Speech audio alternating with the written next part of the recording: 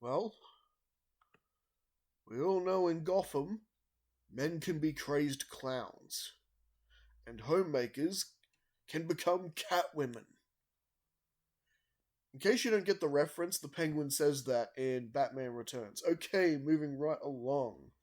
This is What if the Green Goblin was a Batman villain? And our story begins. A normal day in Gotham City. The mayor has welcomed Gotham's new trading partner, which would bring new jobs, opportunities to Gotham City. Perhaps even solve a little bit of that homeless problem. And that would be Oscorp and its founder, Norman Osborn. Now, Oscorp, being set up in Gotham City, this makes Wayne Enterprises a natural rival, as the two billionaires actually meet quite often, in fact. Yes, Bruce would meet with Norman often really just to make sure he's on the level, you know, Bruce Wayne and his cynical attitude, always going around looking for the bad in people. As we know, Batman does that. And so far as Bruce can figure, Norman is on the level, though Bruce feels he is hiding something a little bit. There's something he's not quite sharing with the rest of the class, as it were. And by the rest of the class, I mean the rest of the city.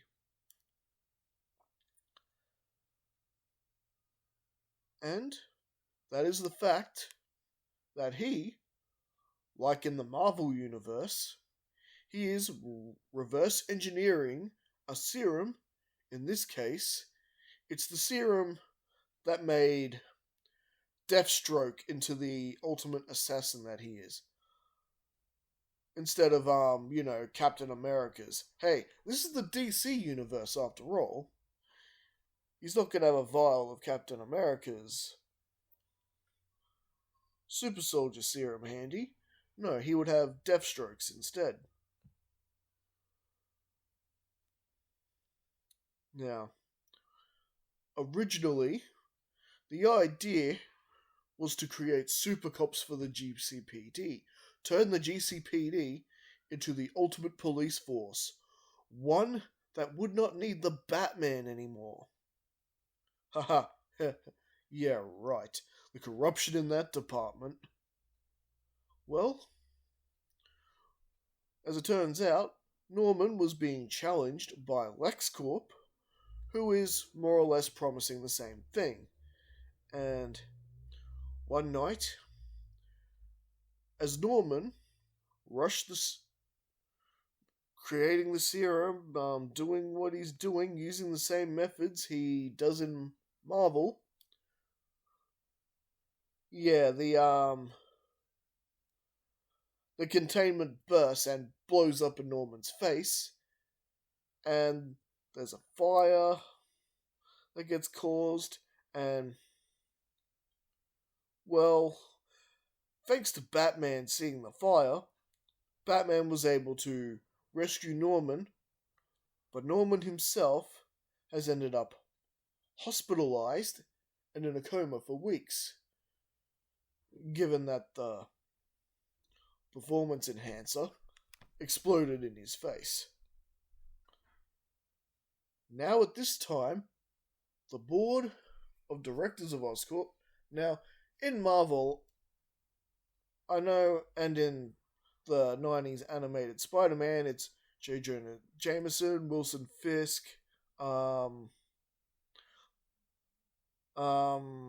Felicia Hardy's mother, I forget her name. Is it Anastasia? Something like that. Anyway, in DC, it's going to be a completely different group of people whom, right now, are pretty much nameless.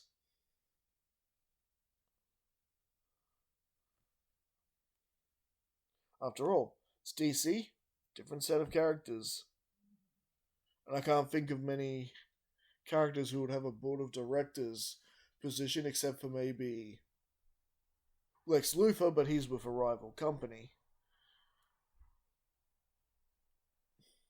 And I couldn't see Perry White being a board of director. Anyway, if you guys got suggestions for our Oscorp board of directors, let me know in the comments. I'm thinking maybe at least Rupert Thorne. Even though he's a criminal gangster, I could see him ending up on the board of directors somehow. So anyway, the board of directors are trying to muscle in on the business and force Norman Osborn out of Oscorp after this latest blunder. Maybe sell it to Luthor. Luthor is interested in buying the company and dissolving it. And taking whatever tech he can get his hands on. Meanwhile, the Batman investigates what's left of the lab where Norman was working on the performance enhancer. After all, Batman is a detective, and, he detects things. And he finds signs of sabotage everywhere in the lab. Someone in Oscorp has deliberately caused this. It was no accident, but the attempted murder of Norman Osborn. Unfortunately, the surveillance system has fried. No way to extract what those cameras may have seen. Batman's investigation goes cold for about a week, when suddenly a new criminal has made his way to the Gotham scene, flying around on a glider. This being is headed straight for the home of a board of director. Hang on, that's our glider! Oh my god! Pumpkin bomb is thrown, and boom goes the apartment. The board of director, that member of the board, is dead.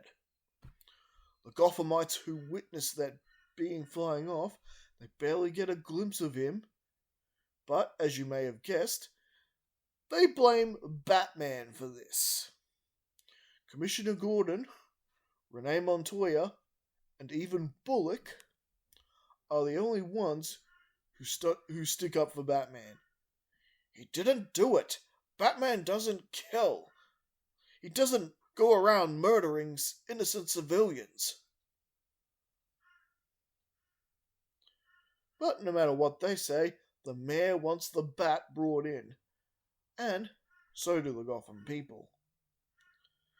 The next day,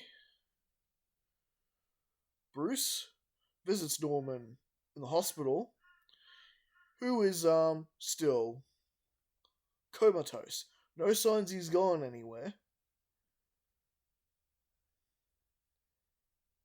And Bruce then decides to meet with Oscorp's board of directors under the guise of offering condolences of their fallen member. But in reality, it's more of an opportunity to investigate Oscorp closer in a better way than Batman could, at least at first. So they offer Bruce a tour of the entire facility, and something in particular catches his eye. The blueprints of the glider. And this makes Batman suspect the killer is someone from Oscorp. That night, as the Batman cautiously began wiretapping and leaving small bat cameras in each Oscorp board members' households, along with eye undetectable proximity alarms, set to respond in the event of a sonic boom, the kind jets or say a certain glider might cause. This will alert Batman where and when the killer will strike next. Batman is literally staking out the entire city, hovering above it inside his Batwing. When indeed, one of the alarms go off, the Batman can hear the killer's voice through the wiretaps he installed. Ha ha ha ha ha ha! You thought you could take what wasn't yours? Pumpkin got bomb thrown, but thanks to the Batwings and Batman's Top Gun skills, the bombs are blasted away and the board member is ultimately spared this time around. Just a little shaken up. Needless to say, the killer is gliding away and on the run. Batman is in hot pursuit. Now the problem is, the Batwing is way too fast. So he's having a hard time catching the Goblin because the Goblin is flying it at a much slower speed that Batman just keeps passing him. The Goblin's able to just quickly maneuver out of his way. And of course, with the glider being a lot smaller than the Batwing, it's a harder target anyway. Even if he were to open fire and try and shoot the Goblin down. So, Batman switches it to autopilot, and as he's going for another flyby, Batman simply drops from the Batwing, trying to drop on top of the glider. It sort of worked. He missed the glider, but he was able to use the Batclaw to grappling hook to latch onto the glider. So Batman's being dragged in the air and flown around by the assailant. Batman holding on for dear life. But eventually, he does indeed manage to climb aboard. This madness ends now. He looks to see the figure. This figure in a grotesque goblin mask and suit. Batman is surprised as he is taken back. A little bit of enough time for Goblin to get a quick upper hand on the Batman. Gets a couple of quick hits on the Batman. Batman trying to fight back. Goblin catches both his hands and begins crushing because, well, performance enhances, which means, just like the Green Goblin in the Marvel Universe, he has enhanced strength. And if it weren't for Batman's armor, his hands and arm, especially, I believe they call it the radius bone, would be crushed. And then, the Green Goblin tases Batman, stunning him. One of Green Goblin's gadgets in his suits, stunning the Batman. I'd kill you right now, Batman, but since you rescued my creator, Norman Osborn, from death, I'll spare you this one time. I advise you to stay out of my way. He then drops the Batman. Batman's falling thousands of feet to the city below. Lucky Batman does come to in time and manages to glide himself out of falling, hitting the ground, and backclawing. But the speed is really quick as he lands crashing roughly onto a rooftop. Batman is hurt, a little shaky, a little wobbly, but he's far from dead. And this wasn't over. And that is where we're going to be leaving things for right now. So what do you guys think? Did you enjoy this first part? Was it enough action for you? Was it enough to leave you hungry for more? Well, do like and subscribe, and please leave a comment. Let me know if you want more of this series, and I will get to work on it.